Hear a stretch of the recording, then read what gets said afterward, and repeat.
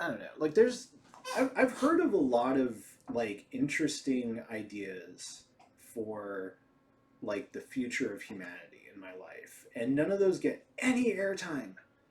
And instead, we're bickering about like, oh, Trump. I don't care. Like the Apprentice guy. Why do I care what AI generated fucking bullshit he posted? You know, like I don't care about that. I care about like, are we making the economy more accessible to the average person? Are we defending civil liberties? Are we apparently like this is a need? Are we educating our population on the importance of these things and like what the like the storied history and structure of American society is?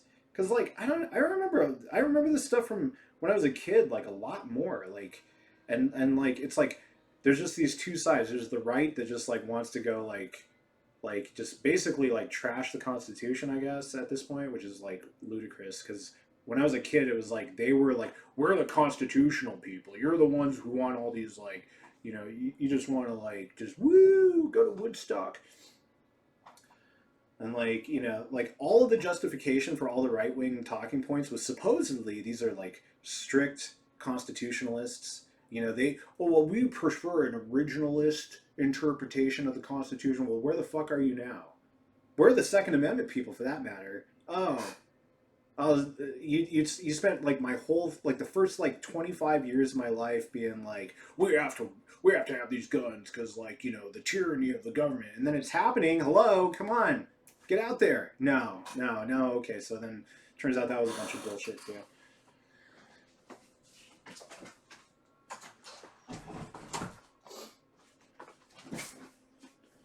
But so like the constitutional basis for all of these like supposedly like hard line conservative viewpoints that were supposedly like like it's a lot of like kind of the worldview of like, well, look, we don't have to like not everything's like peaches and cream all the time. Like sometimes you got to accept, you just got to sacrifice and work hard and like I wish current Republicans were like that, but instead it's just like, no, let's just, oh, we get to be mean now, and like the idea that any of this is justified by like supposed prudence, like caring about the national debt, is just complete bullshit. Which also, like for one thing, Trump and the Republicans do not decrease the national debt, but for second, you don't understand macroeconomics. Okay, the UK is still paying off debt from the 1800s, and it's fine. And another thing, like the absolute dollar amount of the debt does not matter. If you're concerned about anything, you should be concerned about the debt to GDP ratio. And right now, in the United States, it's higher than it could be, but it's not that crazy. And other countries have higher rates. Okay, other countries have lower rates, and it'd be cool if we were like kind of on top of that. But yet another thing about the debt that you don't understand is that public debt increases the amount of wealth in the private economy because it is like the kind of the cornerstone of credit in our economy.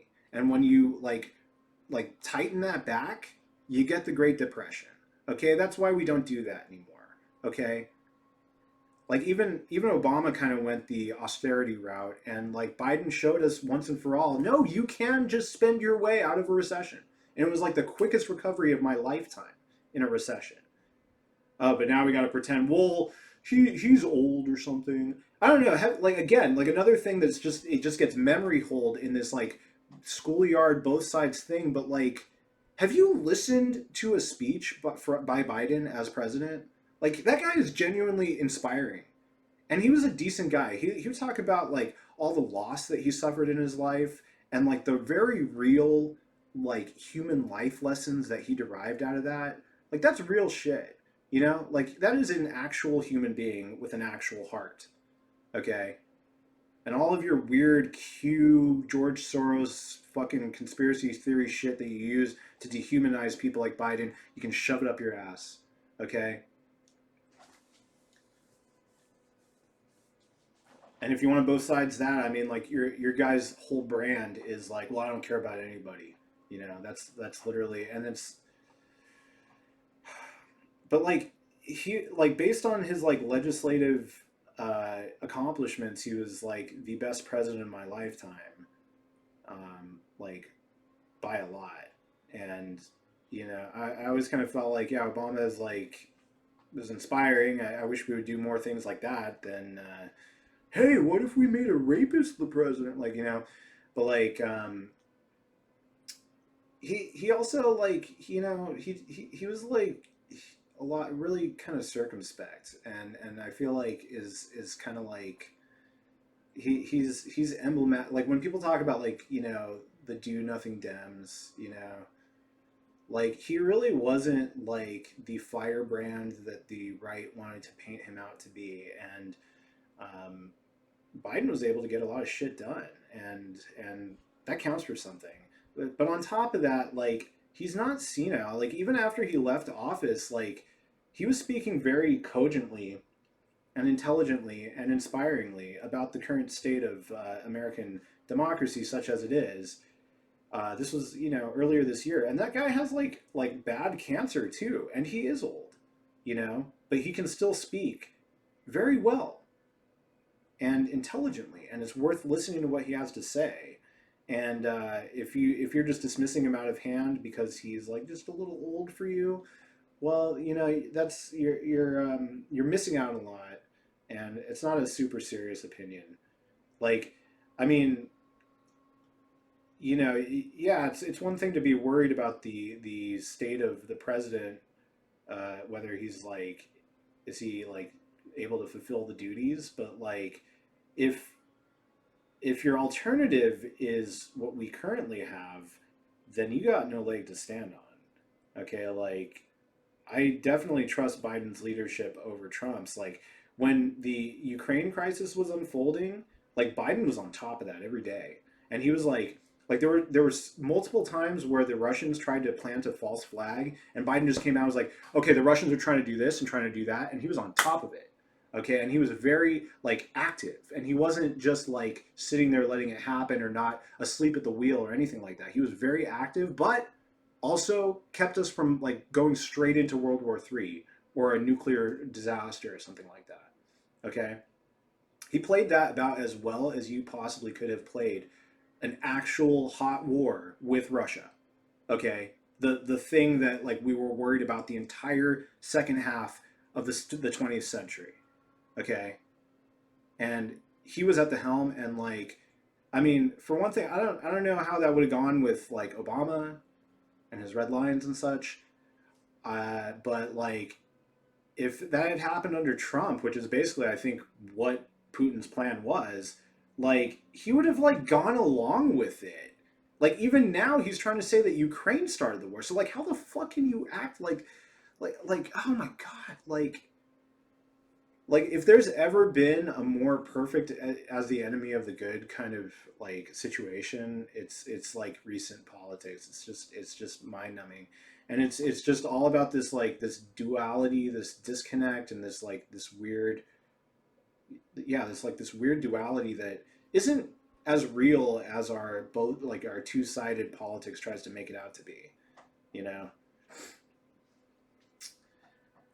To kind of take the topic off of politics for a second, some years back, I became aware of a concept known as non-duality. It's a metaphysical concept. It's present in all the different religions and in the like the mystical aspects, and it's kind of like a basis of an ontology of being, or like a kind of understanding of our true nature as beings here. And it's like about collapsing dualities and seeing the unity of being. And I kind of hoped that by kind of meditating and like working with this, that I would help to bring about a world that was more unified in some way, or at least more intelligent. Because I do think there are a lot of things in politics that are worth considering some alternatives. And when there are things that aren't like heavily politicized, like You know, right here in LA, we have the LA Metro is pretty rapidly expanding. Kudos to them. So every once in a while, they present their proposals for the different alignments of a new train or subway system.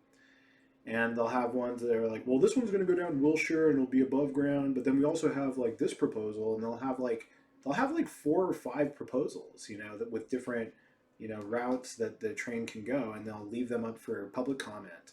An admirable kind of demonstration of the democratic process, you know, how like have holding the floor open for the average citizen to make real to have real determination on the shape of their community as it gets built. You know, it's admirable. You know, Robert Moses would have just like plowed right through there and been like, okay, let me find all the minority neighborhoods, just gonna kind of bulldoze through there. But so it's like it is possible, you know, and like when it's something that's not as politicized as that, you know, it's just like it's just calm public comment sessions at, you know, you go downtown or you go to the west side and you go to a public comment forum. Some of them are like, you know, in person you go up to a podium and you speak for a while and they take down your comments. Others just welcome your written comments and then they get read aloud. Some of them are on Zoom. Like it's just this should not be like this high stakes and this like uh, you know, dramatic. It shouldn't be a movie. It shouldn't be a storyline. It shouldn't be a TV show that we tune into every day. And the absolute fucking last person that we should have is a fucking drama queen, a fucking camp weirdo like Trump out of all these people with his like drag shows with Rudy Giuliani and all his fucking face paint, his fucking face makeup over here, and then like we want to talk about drag queens, like what, you know, like you want to talk about pedophiles and abortion, and then like that's your instrument. You want to talk about Christianity and Christ to me about that, like with electing this guy, like it's just I don't know. Um, like you know they used to call him no drama Obama, and like whatever you want to say about like his accomplishments, like his temperament is great, and he was a credit to our country, you know. Um, and it's really like it's too bad the amount of shit he got from this like this whole right wing ecosystem thing that's like trying to make you believe that it's like an equal half of the political spectrum. I mean, it's an industry, you know, like it's this kind of weird area that's existed for you know what like you know since like what like the 60s or something like that maybe. Um, that's kind of like it's funded by you know moneyed interests, a lot of people who are not your friends, shady people, um, foreign governments, and foreign interests, and it's just this whole industry where like you know if you're willing to say some hateful, edgy things, you can publish a book, go on a book tour, and these people will like sponsor you, and like you can have like a career here, and like you could maybe even get onto Fox News or something like that, and you know you can just chew up the First Amendment while making you know just making your lunch on it, and helping to corrupt the political conversation by just you know adding your meaningless nuh-uh voice to the conversation every day. And there's money in it. That's why it exists. There's money in it. Now, like I said, I really believe strongly in the First Amendment, but like anybody who's like tried to moderate an online community in good faith uh, has likely run into like some common things about humanity that required some rules and clarifications. It's not to silence you; it's just to promote good dialogue. You know, I think about when I was in a healing community that was mostly on a chat line, a chat group online. Um, we just had to have certain guidelines and rules to kind of maintain the quality of the space and make sure that we could actually provide a healing and safe space to people who wanted to be sober.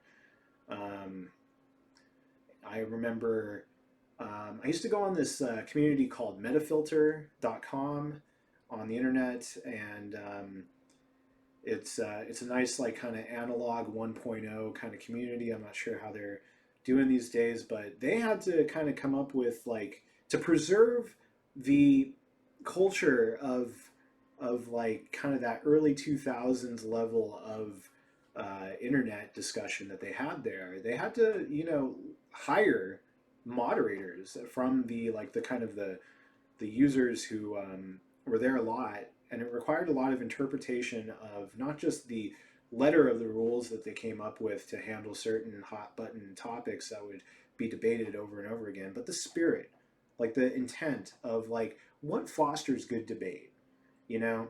And I think there's this like belief in America, like, well, you know, anything goes. This is America, man, you know, and it's like, you know, Trump is like the darkest embodiment of that kind of like, you know, that just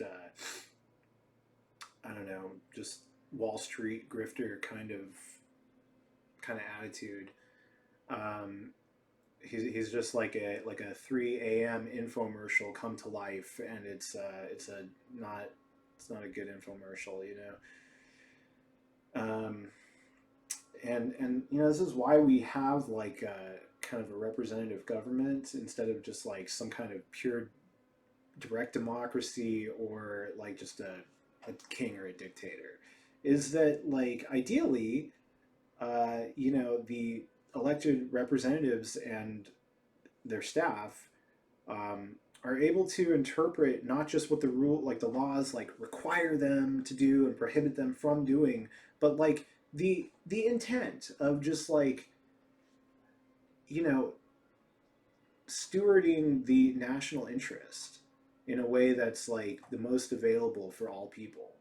That's, you know, on some level that's kind of like what the national good is. It's kind of the spirit behind things like the national parks system, or creating GPS or the internet, or the national highway system, is to make, or the Americans with Disabilities Act. It's this, you know, it is an American quality to um, make our society open and free and accessible to a lot of people. And like up until this Trump chapter, like frankly, I would say that we were doing it better than anybody on this planet for the most like you know, the most diverse amounts of people.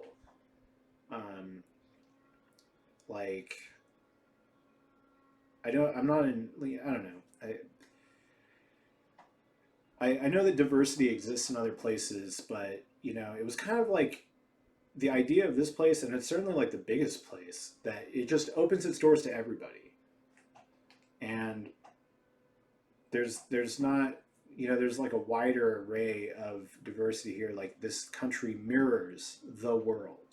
You know, it's not just like, oh, there are these like few ethnic groups that lived in this region of the world. It's like we are a microcosm of the whole world. You know, and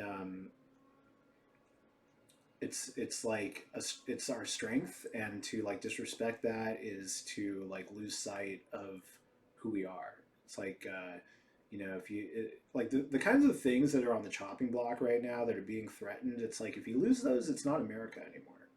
It's just it's the same geographic region, but it's not America. It's not the United States of America as we knew it, you know. And there's not really like anything in the original blueprint that says that it should be this, you know. We have our like we have our dark history, but like, you know, the anti-slavery people who are like creating the Constitution kicked the can down the road. But the idea was, you know, we're going to figure this out. We're going to progress. And we did do that, you know? And I think like the amount that we like recriminate ourselves about the past is kind of a mark of like how far we came so quickly.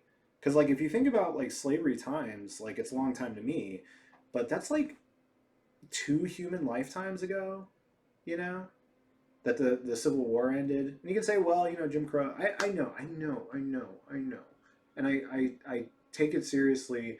Like, I think it'd be cool if reparations did happen, like things like that.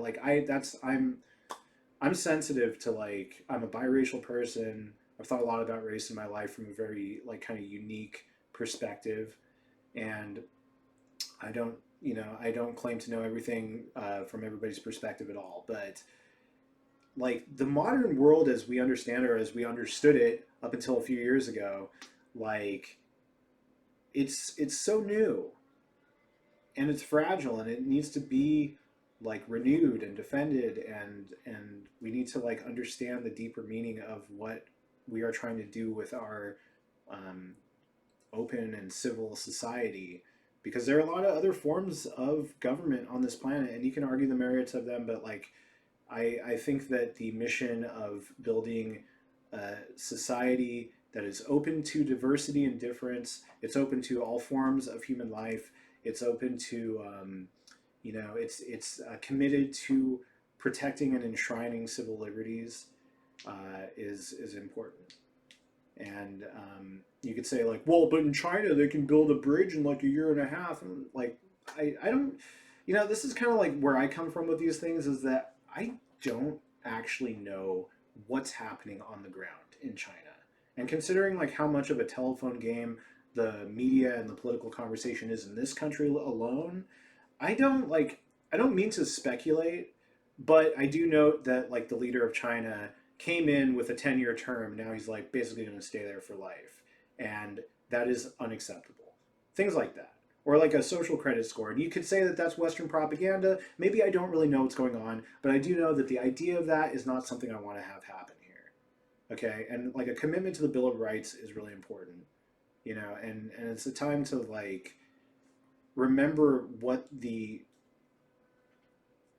value and the intent and the spirit of these things mean, instead of getting into a bad faith argument with somebody who doesn't care about your side at all. You know, like this isn't something that you win by arguing with MAGA people. It's like their positions, I'm sorry, but like are mostly brain rot. It's like an attempt to just like enforce an alternative view of life, but there are good and rational and empathetic reasons why our society is the structure that it is, and not some different way. Okay? Could it be better? Yes. And it allows for that. But like the fact that we were once not perfect does not mean that we should just give up on it completely. You know?